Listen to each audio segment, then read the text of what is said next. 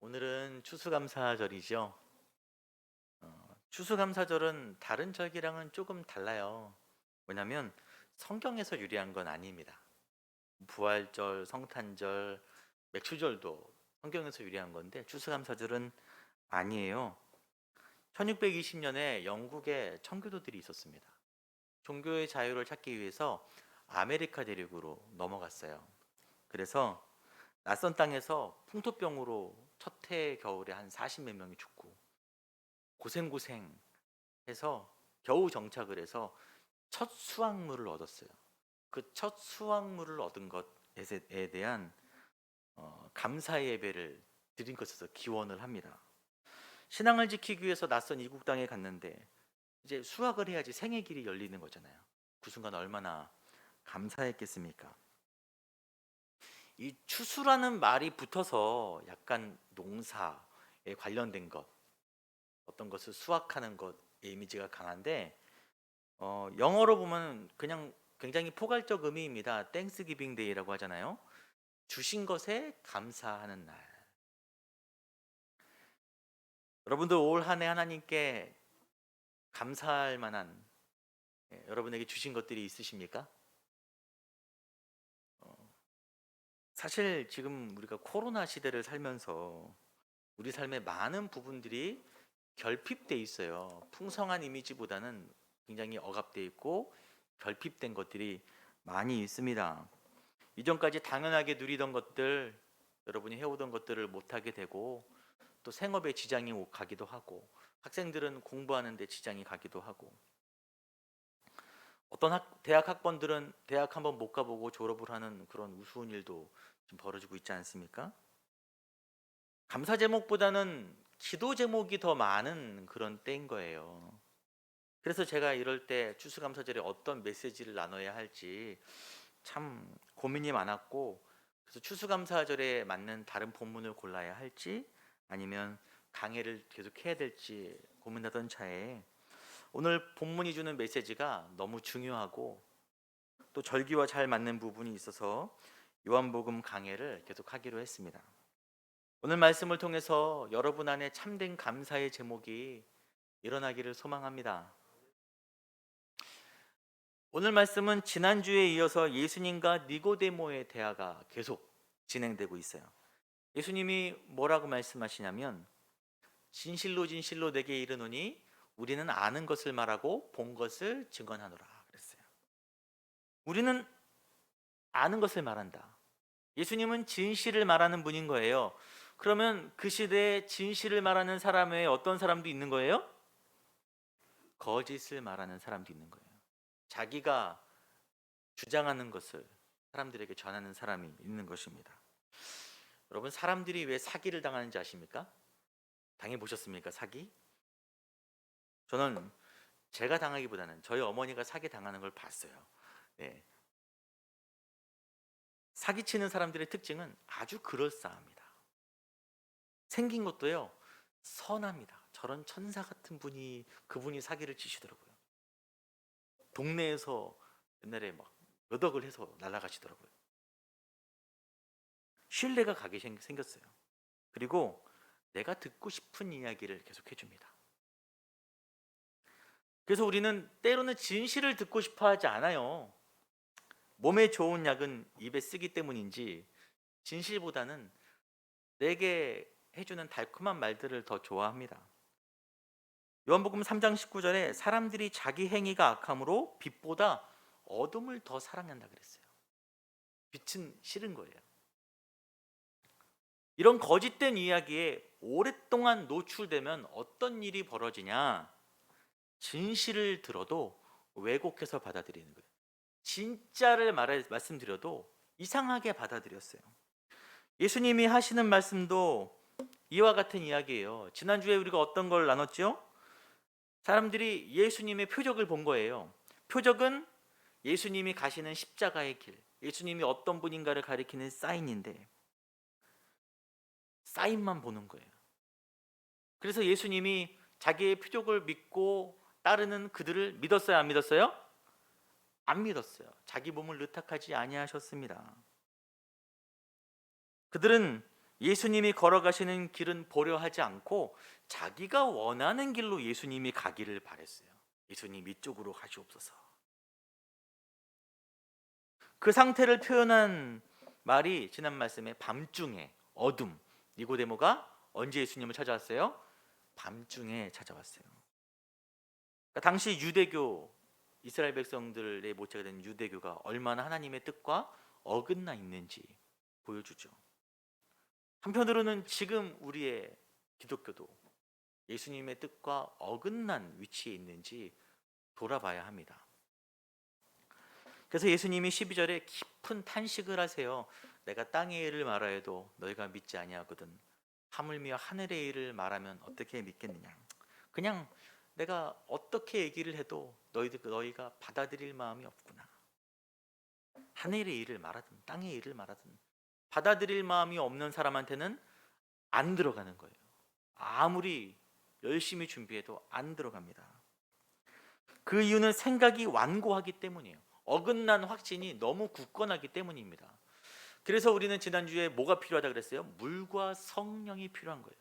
물로 우리의 더러운 걸 씻기시고 성령의 생수로 우리의 굳은 살을 제거하고 부드럽게 만드는 작업이 우리 안에 필요합니다.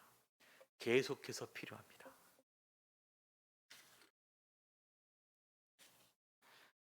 작년에 저희 가정이 큰맘 먹고 스탠드 에어컨을 샀어요. 비싸더라고요. 샀습니다.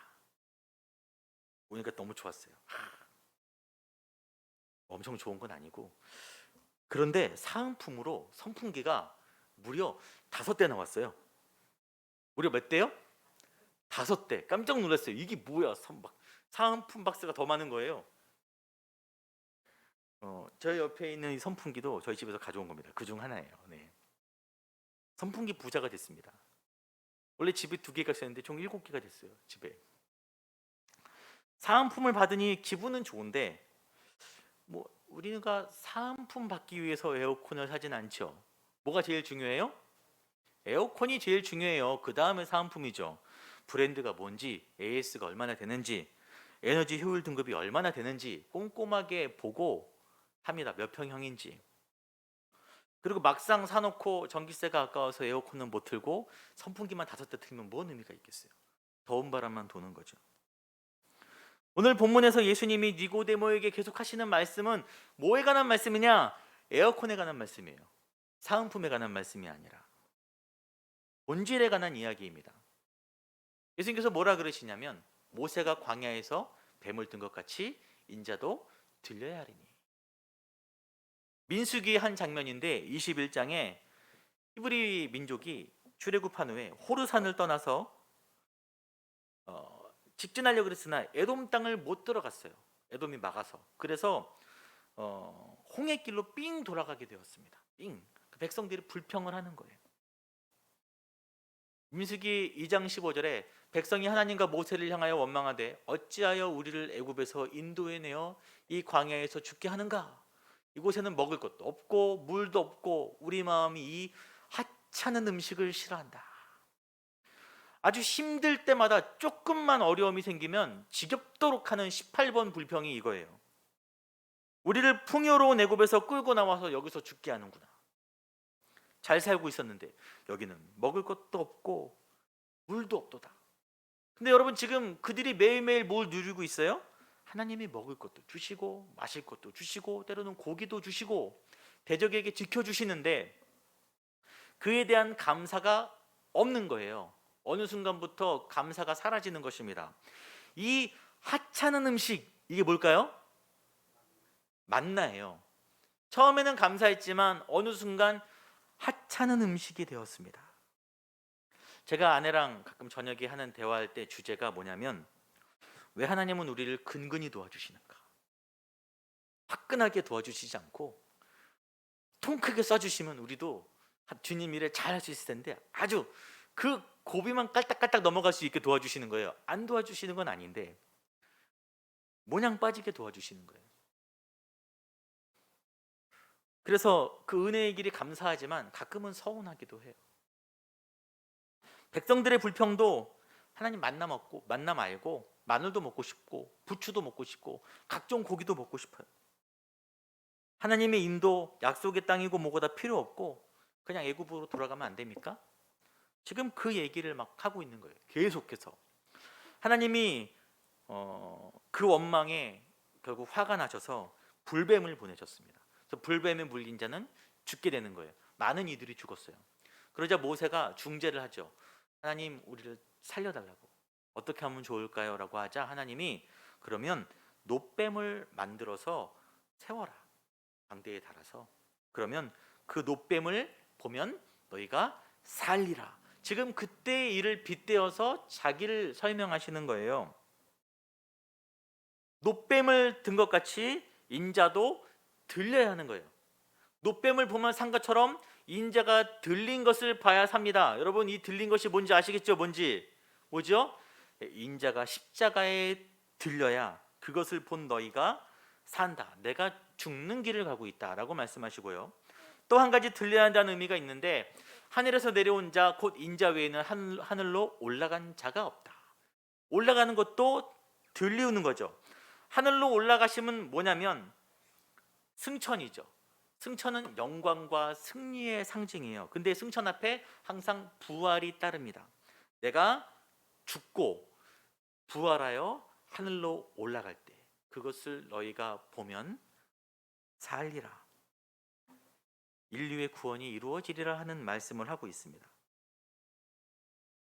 예수님께서 이 땅에 오신 이유는 이 십자가 사역을 위한 거예요. 표적은 이것을 가리키는 사인입니다. 하지만 사람들은 예수님이 이렇게 말해도 예수님이 말씀하시는 사인의 목적지는 관심이 없어요. 그냥 표적에만 관심이 있는 거예요. 신비해 보이고 파워풀해 보이고, 그래서 내 꿈을 이루어줄 수 있을 것만 같은, 학교도 잘 가고 건강해지고 행복해지고. 허경 씨 노래 보니까 똑같더라고요. 기도하는 제목들이.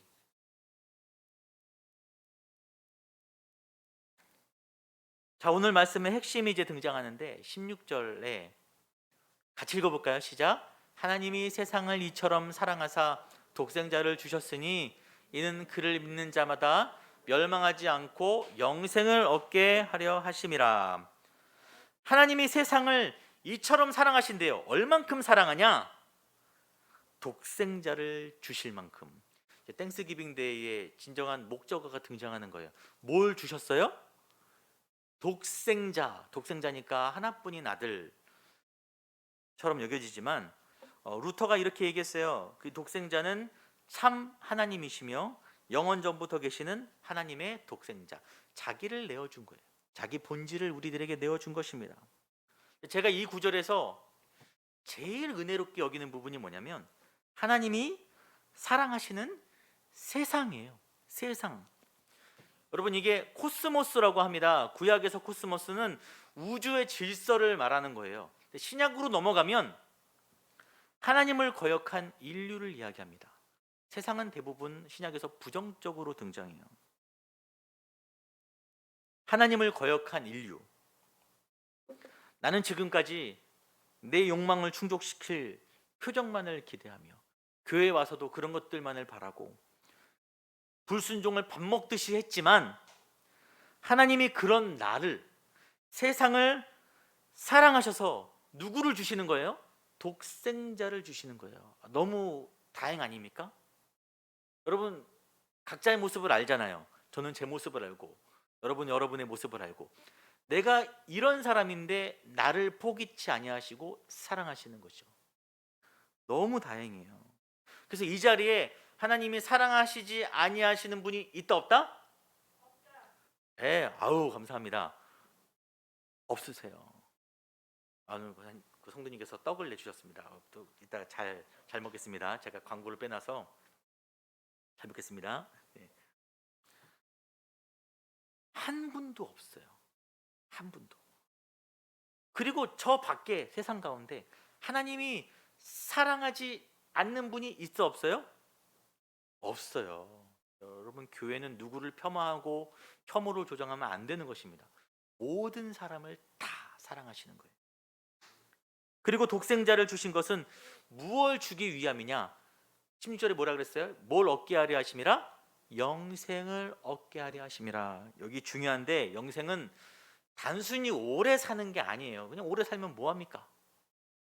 여러분 누구나 다 오래 살고 싶어 하는 마음은 있는데 희한하게도 아이러니하게 드라마나 영화 같은 데 보면은 가끔 굉장히 길게 사는 특별한 인물들이 등장해요.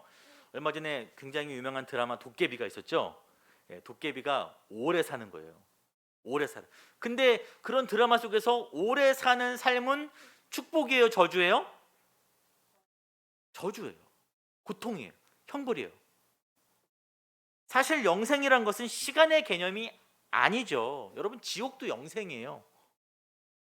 영생이란 영원하신 하나님 안에 거한다는 거예요. 하나님과 사랑의 교제를 나눈 거예요. 여러분 그것이 창조하신 그 자리입니다. 그 자리로 회복되는 거예요. 다시 내 옆으로 와. 하나님은 나와 동행하시기를 원하고 여러분 우리의 감사는 그 하나님과 함께 거하는 그 관계에서만 진정한 감사가 나오는 거예요. 이 동행이라는 말이 좀 막연하죠. 좀 더 이 시간에는 구체적으로 물론 모든 걸 포괄할 수 없겠지만 한 부분을 구체적으로 볼 텐데 아까 다시 한번 나왔던 13절 읽겠습니다. 시작. 하늘에서 내려온 자 곧 인자 외에는 하늘에 올라간 자가 없느니라. 예수님은 하늘에서 내려오셨어요. 근데 지난번 우리가 요한복음 볼 때 누가 예수님 보냈어요? 하나님이 아버지가 예수님을 보내셨어요. 보내시는 것은 어떤 목적을 가지고 보내신 것입니다. 그것을 우리는 사명이라고 불러요. 사명. 윤동주 시인이 자기의 시에서 예수님을 이렇게 표현한 글을 봤어요. 괴로웠던 사나이 행복한 예수 그리스도. 예수님은 괴로운 삶을 사셨는데 행복하신 거예요. 왜 그가 행복할까요? 그 시의 제목이 십자가인 것입니다. 예수님은 자기가 감당해야 될 사명을 알고 그 길로 나아가는 삶을 사는 거예요. 그래서 가진 거 없지만 괴로움을 당하지만 사람들이 자기를 오해하고 떠나가지만 괴롭지만 행복한 것입니다. 사명이 있기 때문에요. 그리고 예수님이 하늘로 다시 올라가시는 때가 언제예요? 다 이루었다. 다 이루신 후 사명을 다 이루신 후 하늘로 영광스럽게 올라가시는 것입니다. 자, 그러면 우리는 누가 보내서 이 땅에 왔어요? 여러분이 알아서 왔습니까? 하나님이 보내셨잖아요. 아까 찬양했죠? 아주 먼 옛날 하늘에서는 나를 향한 계획이 있었다. 우리 역시 하나님께로부터 보내심을 받았다는 거예요. 그 말은 즉슨 각자 다 사명이 있습니다. 여러분 다 사명이 있어요. 하나님과 동행하는 삶은 보내신 사명을 감당하는 삶이에요. 할 일이 있는 삶. 여러분 추수감사절 예배를 드리지만 내 안에 진짜 감사가 안 생기고 불안하다면 그 진정한 이유는 무엇이 부족하기 때문이 아니에요. 무엇이 남들보다 적기 때문이 아닙니다. 여러분이 감사하지 못한 이유는 여러분이 서 있는 그곳에서 여러분이 가진 것을 가지고 뭘 해야 될지 모르기 때문이에요. 도대체 뭘 하고 살아야 될지, 어떤 목적으로 살아야 할지, 내게 주신 것들의 의미가 뭔지 모르기 때문입니다. 그래서 우리는 감사가 부족한 거예요. 여러분 사명이 없는 삶은 공허해요. 여러분 교회에서도 그냥 왔다 갔다 하시면 편하겠지만 사실 교회에서 내가 할 일이 있는 사람들이 신앙생활이 더 기쁩니다. 즐거워요. 저도 어렸을 때 교회 가서 그냥 못 박는 것도 즐거웠어요. 중고등학교 때부터. 땅파도 좋았어요. 내가 할 일이 있는 게. 이제 마지막으로 제가 에어컨을 받으면서 사은품을 무려 몇 개 받았어요? 5개. 제가 잘 몰랐던 것이 있었어요. 뭐냐면 사은품으로 받은 선풍기, 이 선풍기의 정확한 명칭이 서큘레이터. 선풍기 기능도 있는지 뭔가 주 기능은 달라요. 뭐냐면 공기를 순환시키는 역할을 해주는 거예요. 바람을 골고루 퍼뜨리는 역할. 그래서 써 있더라고요. 에어컨을 사용할 때 서큘레이터를 사용하면 효과가 배가 된다. 5개가 왔는데 크기가 다 다른 거예요. 생김새도 다르고 높이도 다른 거예요. 보니까 다 목적이 있더라고요. 이유가 있더라고요. 저는 몰랐어요. 그냥 준 줄 알았거든요. 여러분, 우리가 사는 모습이 이와 같습니다. 다 똑같지 않아요. 하지만 이유 없는 삶이 아닌 것입니다. 남들에 비해 여러분 작아 보일 수 있어요. 부족해 보일 수 있고, 내가 뭘 할 수 있을까 약해 보일 수 있어요. 가진 것이 정말 없는 것처럼 보일 수 있어요. 하지만 그것은 세상의 시선이죠. 아까 세상의 시선으로 볼 때 하나님의 만나가 어떻게 보였어요? 하찮게 보이는 거예요. 그렇게 보일 수도 있습니다. 여러분, 내가 작은 것은 못나고 부족해서가 아니라 하나님이 나만 할 수 있는 작아 보이는 그 일, 남들은 못해요.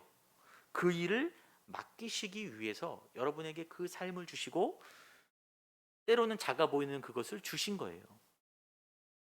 그 우리가 할 것이 뭡니까? 내가 가진 것을 늘리는 거예요?